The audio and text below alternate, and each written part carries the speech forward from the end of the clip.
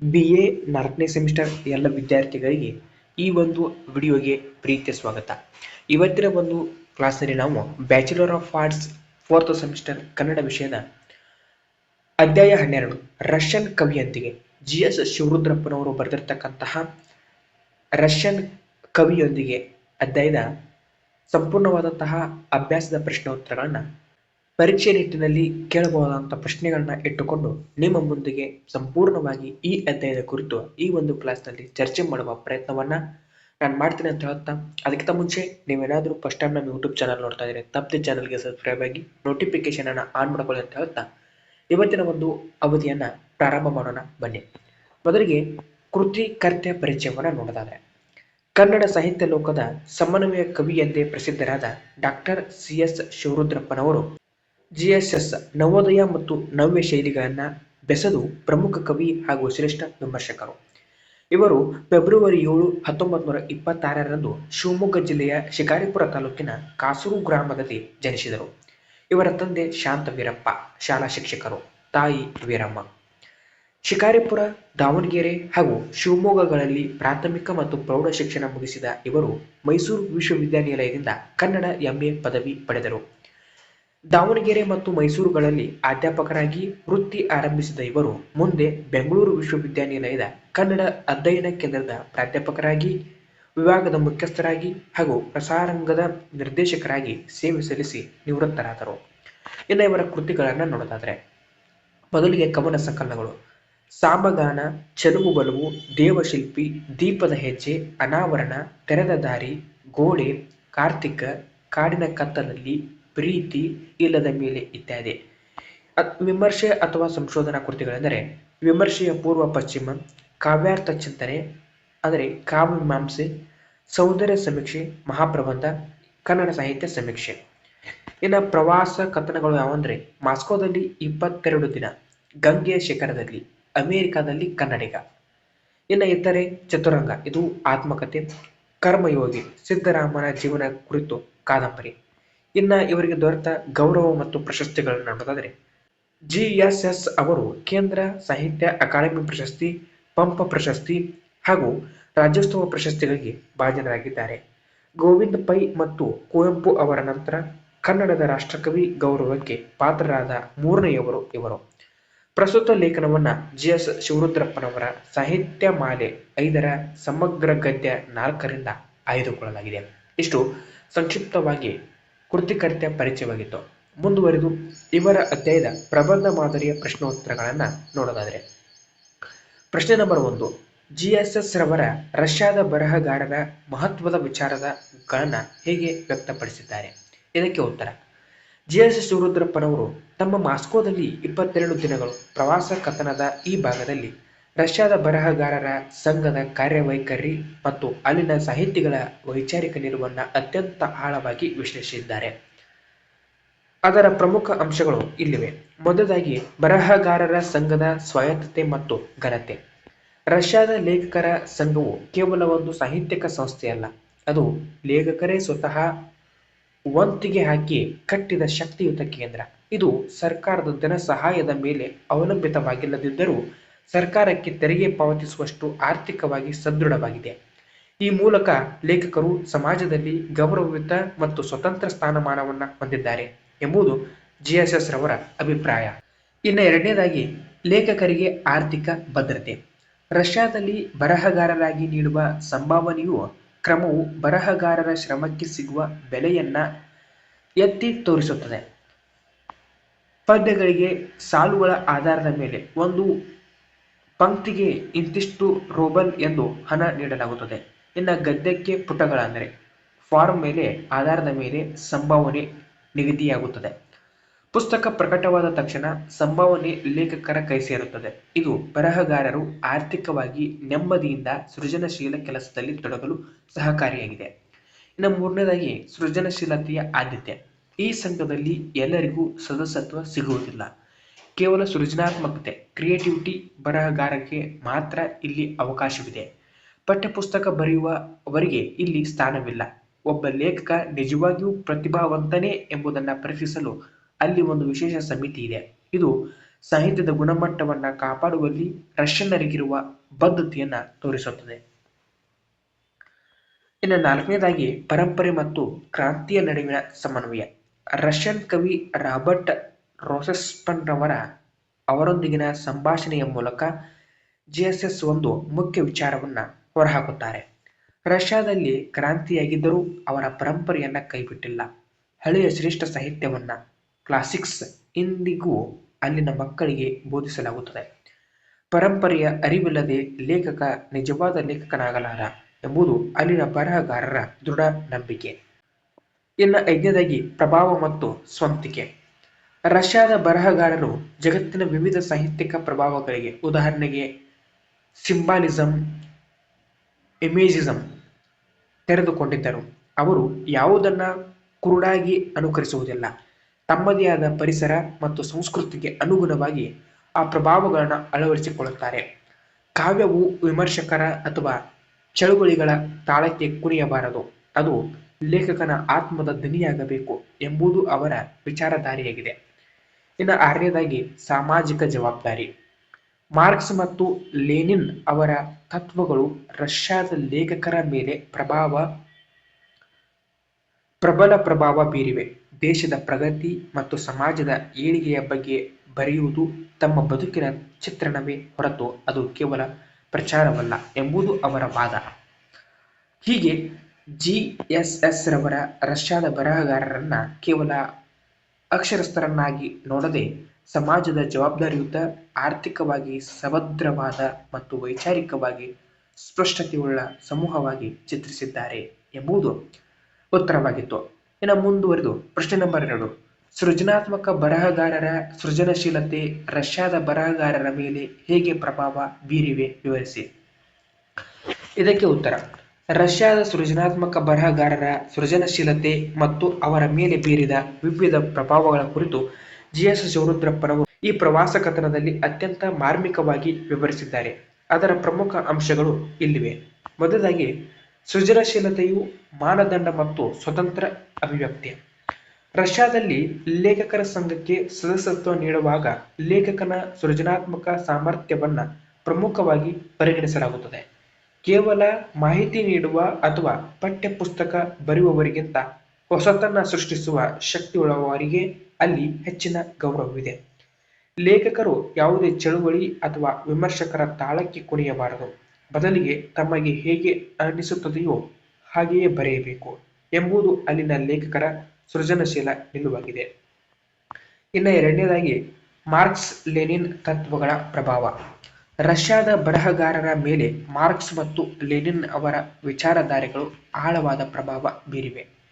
ಲೇಖಕರು ಈ ಬಗ್ಗೆ ಕೇಳಿದ ಪ್ರಶ್ನೆಗೆ ರಷ್ಯನ್ ಕವಿ ಉತ್ತರಿಸುತ್ತಾ, ನಮ್ಮ ದೇಶದ ಪ್ರಗತಿಯನ್ನು ಮತ್ತು ಸಮಾಜದ ಏಳಿಗೆಯನ್ನ ಕುರಿತು ಬರೆಯುವುದು ನಮ್ಮ ಬದುಕಿನ ಚಿತ್ರಣವೇ ಹೊರತು ಅದು ಕೇವಲ ಪ್ರಚಾರವಲ್ಲ ಎಂದು ಸಮರ್ಥಿಸಿಕೊಳ್ಳುತ್ತಾರೆ. ಅಂದರೆ ಕಮ್ಯುನಿಸಂ ತತ್ವಗಳು ಅಲ್ಲಿನ ಬರಹಗಾರರ ರಕ್ತಗತವಾಗಿ ಹೋಗಿದ್ದು ಅದು ಅವರ ಸೃಜನಶೀಲತೆಯ ಅವಿಭಾಜ್ಯ ಅಂಗವಾಗಿದೆ.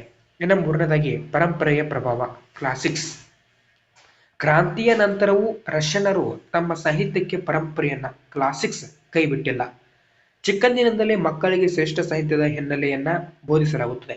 ಪರಂಪರೆಯನ್ನ ಪುನರಾವರ್ತಿಸುತ್ತಿದ್ದರೂ ಅದರ ಅರಿವು ಲೇಖಕರಿಗೆ ಪರಿಸರದ ಜ್ಞಾನ ನೀಡಲು ಅತ್ಯಗತ್ಯ ಎಂಬುದು ಅವರ ನಂಬಿಕೆ. ಈ ಪರಂಪರೆಯ ಪ್ರಭಾವವೇ ಅವರ ಆಧುನಿಕ ಬರಹಗಳಿಗೆ ಗಟ್ಟಿಯಾದ ತಳಹದಿಯನ್ನ ನೀಡಿದೆ. ಇನ್ನು ನಾಲ್ಕನೇದಾಗಿ, ಜಾಗತಿಕ ಸಾಹಿತ್ಯಿಕ ಪಂಥಗಳ ಪ್ರಭಾವ. ರಷ್ಯನ್ ಸಾಹಿತ್ಯದಲ್ಲಿ ಸಿಂಬಾಲಿಸಂ, ಸಂಕೇತವಾದ ಮತ್ತು ಇಮೇಜಿಸಂ, ಪ್ರತಿಮಾವಾದ ನಂತಹ ಹೊಸ ಮಾರ್ಗಗಳ ಪ್ರಭಾವವಿದೆ. ಮುಕ್ತ ಛಂದಸ್ಸಿನಲ್ಲೂ ಪ್ರಯೋಗಗಳು ನಡೆಯುತ್ತಿವೆ, ಆದರೆ ಅವರು ಯಾವುದೇ ಪಂಥವನ್ನ ಕೇವಲ ಫ್ಯಾಷನ್ ಎಂಬಂತೆ ಅನುಕರಿಸುವುದಿಲ್ಲ. ಕಾಲಕ್ಕೆ ತಕ್ಕಂತೆ ಹೊಸ ಅಭಿವ್ಯಕ್ತಿಗಳನ್ನ ತಮ್ಮದೇ ಪರಿಸರಕ್ಕೆ ಒಗ್ಗೂಡಿಸಿಕೊಂಡು ಸೃಜನಾತ್ಮಕವಾಗಿ ಬಳಸಿಕೊಳ್ಳುತ್ತಾರೆ. ಇನ್ನು ಐದನೇದಾಗಿ, ಪ್ರಭಾವಗಳ ಆಯ್ಕೆ ಮತ್ತು ಸ್ವಂತಿಕೆ. ರಷ್ಯಾದ ಬರಹಗಾರರು ಹೊರಗಿನ ಪ್ರಭಾವಗಳಿಗೆ ಮುಕ್ತವಾಗಿದ್ದರೂ ಅವರು ಅತ್ಯಂತ ವಿವೇಚನೆಯಿಂದ ಪ್ರಭಾವಗಳನ್ನು ಅರಿತುಕೊಳ್ಳುತ್ತಾರೆ. ನಾವು ನಮ್ಮದೇ ಪರಿಸರದಲ್ಲಿ ನಮ್ಮದೇ ರೀತಿಯಲ್ಲಿ ಬರೆಯುತ್ತೇವೆ ಎನ್ನುವ ಮೂಲಕ ಅವರು ತಮ್ಮ ಸಾಂಸ್ಕೃತಿಕ ಸ್ವಂತಿಕೆಯನ್ನ ಉಳಿಸಿಕೊಂಡಿದ್ದಾರೆ. ವೈವಿಧ್ಯಮಯ ಶೈಲಿಗಳು ಮತ್ತು ವಿಭಿನ್ನ ಆಲೋಚನೆಗಳು ಅಲ್ಲಿನ ಸಾಹಿತ್ಯವನ್ನು ಸಮೃದ್ಧಗೊಳಿಸಿವೆ. ಸಂಕ್ಷಿಪ್ತವಾಗಿ, ರಷ್ಯಾದ ಬರಹಗಾರರ ಸೃಜನಶೀಲತೆಯು ಪರಂಪರೆಯ ಅರಿವು, ಮಾರ್ಕ್ಸ್ವಾದಿ ಸಮಾಜಮುಖಿ ಚಿಂತನೆ ಮತ್ತು ಸ್ವತಂತ್ರ ಅಭಿವ್ಯಕ್ತಿಯ ಸುಂದರ ಮಿಶ್ರಣವಾಗಿದೆ. ಇನ್ನು ಮುಂದುವರೆದು ಟಿಪ್ಪಣಿ ರೂಪದ ಪ್ರಶ್ನೋತ್ತರಗಳನ್ನ ನೋಡೋದಾದ್ರೆ, ಇದುವರೆಗೂ ನಾವು ಪ್ರಬಂಧ ಮಾದರಿಯ ಪ್ರಶ್ನೋತ್ತರಗಳನ್ನ ಸ್ವಾರಸ್ಯಪೂರ್ಣವಾಗಿ ಚರ್ಚೆ ಮಾಡಿದ್ವಿ. ಇನ್ನು ಈ ಅಧ್ಯಾಯದ 2ನೇ ಘಟ್ಟ ಟಿಪ್ಪಣಿ ರೂಪದ ಪ್ರಶ್ನೋತ್ತರಗಳನ್ನ ನೋಡೋದಾದ್ರೆ, ಟಿಪ್ಪಣಿ 1, ರಷ್ಯಾದ ಲೇಖಕರ ಸಂಘದ ರಾಯ್ಟರ್ಸ್ ಯೂನಿಯನ್ ಕಾರ್ಯವೈಖರಿ. ಈ ಆಧಾರದ ಮೇಲೆ ಪ್ರಶ್ನೆ ನೋಡೋದಾದ್ರೆ, ಪ್ರಶ್ನೆ ನಂಬರ್ 1, ರಷ್ಯಾದ ಲೇಖಕರ ಸಂಘದ ರಾಯ್ಟರ್ಸ್ ಯೂನಿಯನ್ ಕಾರ್ಯವೈಖರಿಯ ಬಗ್ಗೆ ಟಿಪ್ಪಣಿ ಬರೆಯಿರಿ. ಇದಕ್ಕೆ ಉತ್ತರ: ರಷ್ಯಾದ ಲೇಖಕರ ಸಂಘವು ಸಾಹಿತಿಗಳ ಸ್ವತಂತ್ರ ಮತ್ತು ಶಕ್ತಿಯುತ ಸಂಸ್ಥೆಯಾಗಿದೆ. ಇದರ ಮುಖ್ಯ ಅಂಶಗಳು ಹೀಗಿವೆ: ಸ್ಥಾಪನೆ ಮತ್ತು ಹಿನ್ನೆಲೆ. ಈ ಸಂಘವನ್ನ ದೋಸ್ತೋವ್ಸ್ಕಿಯಂತಹ ಮಹಾನ್ ಸಾಹಿತಿಗಳು ಸ್ಥಾಪಿಸಿದರು. ಇದು ಟಾಲ್ಸ್ಟಾಯ್ ಅವರ ವಾರ್ ಆ್ಯಂಡ್ ಪೀಸ್ ಕಾದಂಬರಿಯ ನಾಯಕಿ ನಟಶಾಳ ಮನೆಯ ಆವರಣದಲ್ಲಿದೆ. ಆರ್ಥಿಕ ಸ್ವಾತಂತ್ರ್ಯ. ಇದು ಸರ್ಕಾರದ ಧನ ಸಹಾಯವಿಲ್ಲದೆ ಲೇಖಕರ ವಂತಿಗೆಯಿಂದಲೇ ಬೆಳೆದು ಇಂದು ಸರ್ಕಾರಕ್ಕೆ ತೆರಿಗೆ ಕಟ್ಟುವಷ್ಟು ಸದೃಢವಾಗಿದೆ. ಇನ್ನು ಪ್ರಕಟಣೆ. ಇದು ರಷ್ಯಾದ ಅತಿದೊಡ್ಡ ಪ್ರಕಾಶನ ಸಂಸ್ಥೆಯಾಗಿದ್ದು, ಒಂದು ಪುಸ್ತಕದ ಕನಿಷ್ಠ 30,000 ಪ್ರತಿಗಳನ್ನು ಅಚ್ಚು ಹಾಕುತ್ತದೆ. ಸಂಭಾವನೆ. ಲೇಖಕರಿಗೆ ಗೌರವಯುತ ಸಂಭಾವನೆ ನೀಡಲಾಗುತ್ತದೆ. ಪದ್ಯಗಳ ಸಾಲುಗಳ ಆಧಾರದ ಮೇಲೆ ಮತ್ತು ಗದ್ಯಕ್ಕೆ ಪುಟಗಳ ಫಾರಂ ಆಧಾರದ ಮೇಲೆ ಹಣ ಪಾವತಿಸಲಾಗುತ್ತದೆ. ಸದಸ್ಯತ್ವ. ಕೇವಲ ಸೃಜನಾತ್ಮಕ ಬರಹಗಾರರಿಗೆ ಮಾತ್ರ ಇಲ್ಲಿ ಅವಕಾಶವಿದೆ. ಲೇಖಕನ ಸಾಮರ್ಥ್ಯವನ್ನು ಪರೀಕ್ಷಿಸಲು ವಿಶೇಷ ಸಮಿತಿ ಇದೆ ಎಂಬುದು ಉತ್ತರವಾಗಿತ್ತು. ಇನ್ನು ಮುಂದುವರೆದು ಟಿಪ್ಪಣಿ 2, ರಷ್ಯಾದಲ್ಲಿ ಜಿಎಸ್ಎಸ್ ಅವರ ನೀಡಿದ ಉಪನ್ಯಾಸ ಮತ್ತು ಅಲ್ಲಿನ ಜನರ ಪ್ರತಿಕ್ರಿಯೆ. ಇದರ ಆಧಾರದ ಮೇಲೆ ಪ್ರಶ್ನೆಯನ್ನು ನೋಡೋದಾದರೆ, ಪ್ರಶ್ನೆ ನಂಬರ್ 2, ರಷ್ಯಾದಲ್ಲಿ ಜಿಎಸ್ಎಸ್ ಅವರು ನೀಡಿದ ಉಪನ್ಯಾಸ ಮತ್ತು ಅಲ್ಲಿನ ಜನರ ಪ್ರತಿಕ್ರಿಯೆ ಕುರಿತು ಬರೆಯಿರಿ. ಇದಕ್ಕೆ ಉತ್ತರ: ಮಾಸ್ಕೋದ ಇನ್ಸ್ಟಿಟ್ಯೂಟ್ನಲ್ಲಿ ಜಿಎಸ್ಎಸ್ ಶಿವರುದ್ರಪ್ಪನವರು ಬಸವಣ್ಣನವರ ಸಾಮಾಜಿಕ ಧಾರ್ಮಿಕ ಕ್ರಾಂತಿ ಎಂಬ ವಿಷಯದ ಬಗ್ಗೆ ಉಪನ್ಯಾಸ ನೀಡಿದರು. ವಿಷಯದ ಆಯ್ಕೆ: ಬಸವಣ್ಣನವರ ವಚನಗಳಲ್ಲಿನ ತತ್ವಗಳು, ಸಾಮಾಜಿಕ ಸುಧಾರಣೆ ಮತ್ತು ಸಮಾನತೆಯ ಆಶಯಗಳು ರಷ್ಯಾದ ಕಮ್ಯುನಿಸಂ ಸಿದ್ಧಾಂತಕ್ಕೆ ಹತ್ತಿರವಾಗಿರುವುದರಿಂದ ಲೇಖಕರು ಈ ವಿಷಯವನ್ನು ಆರಿಸಿಕೊಂಡಿದ್ದರು. ಉಪನ್ಯಾಸ: ಅಲ್ಲಿನ ಅಧ್ಯಾಪಕರು ಮತ್ತು ವಿದ್ಯಾರ್ಥಿಗಳ ಸಮ್ಮುಖದಲ್ಲಿ ಸುಮಾರು 40 ನಿಮಿಷಗಳ ಕಾಲ ಇಂಗ್ಲಿಷ್ನಲ್ಲಿ ಉಪನ್ಯಾಸ ನೀಡಿದರು. ಇನ್ನು ಜನರ ಪ್ರತಿಕ್ರಿಯೆ. ಶ್ರೋತೃಗಳ ಪ್ರಶ್ನೆಗಳು ಲೇಖಕರಿಗೆ ವಿಲಕ್ಷಣವಾಗಿ ಕಂಡವು. ಬಸವಣ್ಣನವರ ಮೇಲೆ ಇಸ್ಲಾಂ ಅಥವಾ ಕ್ರೈಸ್ತ ಧರ್ಮದ ಪ್ರಭಾವವಿದೆಯೇ ಎಂದು ಅವರು ಪ್ರಶ್ನಿಸಿದರು. ವಿಶ್ಲೇಷಣೆ. ಭಾರತದ ಭೌಗೋಳಿಕತೆ ಮತ್ತು 12ನೇ ಶತಮಾನದ ಇತಿಹಾಸದ ಬಗ್ಗೆ ಅಲ್ಲಿನವರಿಗೆ ಸರಿಯಾದ ಅರಿವಿಲ್ಲದ ಕಾರಣ ಇಂತಹ ಪ್ರಶ್ನೆಗಳು ಬಂದವು ಎಂದು ಲೇಖಕರು ಅಭಿಪ್ರಾಯಪಡುತ್ತಾರೆ. ಕೊನೆಯಲ್ಲಿ ಪ್ರೊಫೆಸರ್ ಅಕ್ಸಿನೋವ್ ಅವರು ಕನ್ನಡ ಸಾಹಿತ್ಯದ ಮೇಲೆ ಲೆನಿನ್ ತತ್ವಗಳ ಪ್ರಭಾವದ ಬಗ್ಗೆಯೂ ಪ್ರಶ್ನಿಸಿದರು ಎಂಬುದು ಇಷ್ಟು ಟಿಪ್ಪಣಿ ಭಾಗದ ಪ್ರಶ್ನೋತ್ತರಗಳಾಗಿದ್ವು.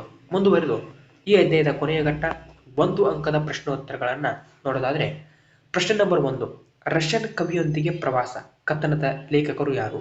ಉತ್ತರ: ಡಾಕ್ಟರ್ ಜಿಎಸ್ ಶಿವರುದ್ರಪ್ಪ, ಜಿಎಸ್ಎಸ್. ಪ್ರಶ್ನೆ ನಂಬರ್ 2, ಜಿಎಸ್ಎಸ್ ಅವರಿಗೆ ಯಾವ ಬಿರುದು ಅಥವಾ ಗೌರವವಿದೆ? ಉತ್ತರ: ಸಮನ್ವಯ ಕವಿ ಮತ್ತು ರಾಷ್ಟ್ರಕವಿ. ಪ್ರಶ್ನೆ ನಂಬರ್ 3, ಲೇಖಕರು ಮಾಸ್ಕೋದಲ್ಲಿ ಯಾರ ಜೊತೆಯಲ್ಲಿ ಕಾರಿನಲ್ಲಿ ಸಂಚರಿಸಿದರು? ಉತ್ತರ: ಮಾರ್ಗದರ್ಶಿ ಓಲೋಜಾ ಜೊತೆಯಲ್ಲಿ. ಪ್ರಶ್ನೆ ನಂಬರ್ 4, ಲೇಖಕರ ಸಂಘದ ರಾಯ್ಟರ್ಸ್ ಯೂನಿಯನ್ ಆವರಣದಲ್ಲಿ ಯಾರ ಪ್ರತಿಮೆ ಇದೆ? ಉತ್ತರ: ಮಹಾನ್ ಸಾಹಿತಿ ಟಾಲ್ಸ್ಟಾಯ್ ಅವರ ಪ್ರತಿಮೆ ಇದೆ. ಪ್ರಶ್ನೆ ನಂಬರ್ 5, ಲೇಖಕರನ್ನ ಸಂಘದಲ್ಲಿ ಸ್ವಾಗತಿಸಿದ ಭಾರತೀಯ ವಿಭಾಗದ ಸಂಚಾಲಕಿ ಯಾರು? ಉತ್ತರ: ಮೀರಾ ಸೊಲ್ಲಾನಿಕ್. ಪ್ರಶ್ನೆ ನಂಬರ್ 6, ಮೀರಾ ಸೊಲ್ಲಾನಿಕ್ ಅವರು ಈ ಹಿಂದೆ ಲೇಖಕರನ್ನ ಎಲ್ಲಿ ಭೇಟಿಯಾಗಿದ್ದರು? ಉತ್ತರ: ದೆಹಲಿಯ ರಾಷ್ಟ್ರೀಯ ಲೇಖಕರ ಶಿಖರದಲ್ಲಿ, ನ್ಯಾಷನಲ್ ರೈಟರ್ಸ್ ಕ್ಯಾಂಪ್. ಪ್ರಶ್ನೆ ನಂಬರ್ 7, ಲೇಖಕರ ಸಂಘ ಇರುವ ಆವರಣವು ಯಾರ ಮನೆಯೆಂದು ನಂಬಲಾಗಿದೆ? ಉತ್ತರ: ಟಾಲ್ಸ್ಟಾಯ್ ಅವರ ವಾರ್ ಆ್ಯಂಡ್ ಪೀಸ್ ಕಾದಂಬರಿಯ ನಾಯಕಿ ನಟಶಾಳ್ ಅವರ ಮನೆಯಾಗಿದೆ ಎಂದು ನಂಬಿದ್ದಾರೆ. ಪ್ರಶ್ನೆ ನಂಬರ್ 8, ರಷ್ಯಾದ ಲೇಖಕರ ಸಂಘವನ್ನ ಸ್ಥಾಪಿಸಿದ ಪ್ರಮುಖ ಸಾಹಿತಿ ಯಾರು? ಉತ್ತರ: ಡಾಸ್ಟೋವ್ಸ್ಕಿ. ಪ್ರಶ್ನೆ ನಂಬರ್ 9. ರಷ್ಯಾದಲ್ಲಿ ಲೇಖಕರ ಸಂಘವು ಸರ್ಕಾರದ ಅಧೀನದಲ್ಲಿದೆಯೇ? ಉತ್ತರ ಇಲ್ಲ. ಅದು ಲೇಖಕರ ವಂತಿಗೆ ಹಾಕಿ ಸ್ಥಾಪಿಸಿದ ಸ್ವತಂತ್ರ ರಸಸಂಸ್ಥೆ. ಪ್ರಶ್ನೆ ನಂಬರ್ 10. ರಷ್ಯಾದಲ್ಲಿ ಪುಸ್ತಕದ ಒಂದು ಮುದ್ರಣಕ್ಕೆ ಕನಿಷ್ಠ ಎಷ್ಟು ಪ್ರತಿಗಳನ್ನು ಅಚ್ಚು ಹಾಕಲಾಗುತ್ತದೆ? ಉತ್ತರ 30,000 ಪ್ರತಿಗಳು. ಪ್ರಶ್ನೆ ನಂಬರ್ 11. ರಷ್ಯಾದಲ್ಲಿ ಪದ್ಯದ ಪುಸ್ತಕಗಳಿಗೆ ಸಂಭಾವನೆಯನ್ನು ಹೇಗೆ ನಿಗದಿಪಡಿಸಲಾಗುತ್ತದೆ?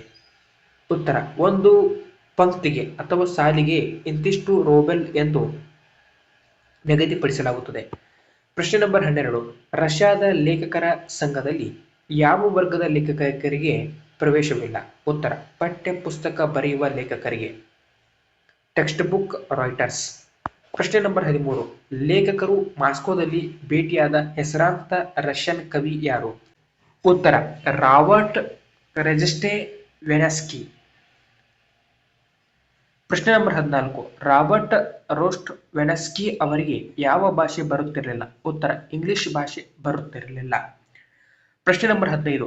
ಕ್ರಾಂತಿಯ ನಂತರವೂ ರಷ್ಯನ್ನರು ಯಾವುದನ್ನ ಕೈ ಬಿಟ್ಟಲಿಲ್ಲವೆಂದು ಕವಿ ಹೇಳಿದರು? ಉತ್ತರ ಸಾಹಿತ್ಯಿಕ ಪರಂಪರೆಯನ್ನ ಅಂದರೆ ಕ್ಲಾಸಿಕ್ಸ್ ಅನ್ನ ಕೈ ಬಿಟ್ಟಿಲ್ಲವೆಂದು ಲೇಖಕರು ಹೇಳಿದರು. ಪ್ರಶ್ನೆ ನಂಬರ್ 16.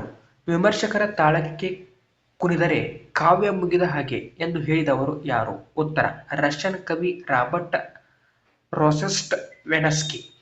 ಪ್ರಶ್ನೆ ನಂಬರ್ 17. ರಷ್ಯಾದಲ್ಲಿ ಒಂದು ಮಧ್ಯಾಹ್ನದ ಊಟಕ್ಕೆ ಸರಾಸರಿ ಎಷ್ಟು ಸಮಯ ಬೇಕಾಗುತ್ತದೆ? ಉತ್ತರ 1.5 ಅಥವಾ 2 ಗಂಟೆಗಳು. ಪ್ರಶ್ನೆ ನಂಬರ್ 18. ಲೇಖಕರು ಇನ್ಸ್ಟಿಟ್ಯೂಟ್ನಲ್ಲಿ ನೀಡಿದ ಉಪನ್ಯಾಸದ ವಿಷಯವೇನು? ಉತ್ತರ ಬಸವಣ್ಣನವರ ಸಾಮಾಜಿಕ ಧಾರ್ಮಿಕ ಕ್ರಾಂತಿ. ಪ್ರಶ್ನೆ ನಂಬರ್ 19. ಉಪನ್ಯಾಸದ ನಂತರ ಅಲ್ಲಿನ ವಿದ್ಯಾರ್ಥಿಗಳು ಬಸವಣ್ಣನವರ ಮೇಲೆ ಯಾವ ಧರ್ಮಗಳ ಪ್ರಭಾವದ ಬಗ್ಗೆ ಕೇಳಿದರು? ಉತ್ತರ ಇಸ್ಲಾಂ ಮತ್ತು ಕ್ರೈಸ್ತ ಧರ್ಮಗಳ ಪ್ರಭಾವದ ಬಗ್ಗೆ. ಪ್ರಶ್ನೆ ನಂಬರ್ 20. ಪ್ರೊಫೆಸರ್ ಆಕ್ಸಿನೋವ್ ಅವರ ಲೇಖಕರಿಗೆ ಯಾವ ಊರಿಗೆ ಕಳುಹಿಸುವ ಭರವಸೆ ನೀಡಿದರು? ಉತ್ತರ ಟಾಲ್ಸ್ಟಾಯ್ ಅವರ ಊರಾದ ವ್ಯೊಸ್ತಾಯ ಗೊಲಾಯಕ್ಕೆ ಕಳುಹಿಸುವ ಭರವಸೆ ನೀಡಿದರು ಎಂಬುದು ಇಷ್ಟು ಈ ಅಧ್ಯಾಯದ ಸಂಪೂರ್ಣವಾದಂತಹ ಅಭ್ಯಾಸ ಪ್ರಶ್ನೋತ್ತರಗಳನ್ನು ಸ್ವಾರಸ್ಯಪೂರ್ಣವಾಗಿ ಸಂಪೂರ್ಣವಾಗಿ ನಿಮ್ಮ ಮುಂದೆ ಚರ್ಚೆ ಮಾಡುವ ಪ್ರಯತ್ನವನ್ನು ನಾನು ಮಾಡಿದ್ದೇನೆ. ಇದೇ ರೀತಿ ಇದರ ಮುಂದಿನ ಅಧ್ಯಾಯದೊಂದಿಗೆ ಮುಂದಿನ ಕ್ಲಾಸ್ನಲ್ಲಿ ಭೇಟಿಯಾಗ್ತೀನಿ. ಅಲ್ಲಿವರೆಗೂ ಎಲ್ಲರಿಗೂ ನಮಸ್ಕಾರ. ಜೈ ಹಿಂದ್, ಜೈ ಕರ್ನಾಟಕ ಮಾತೆ.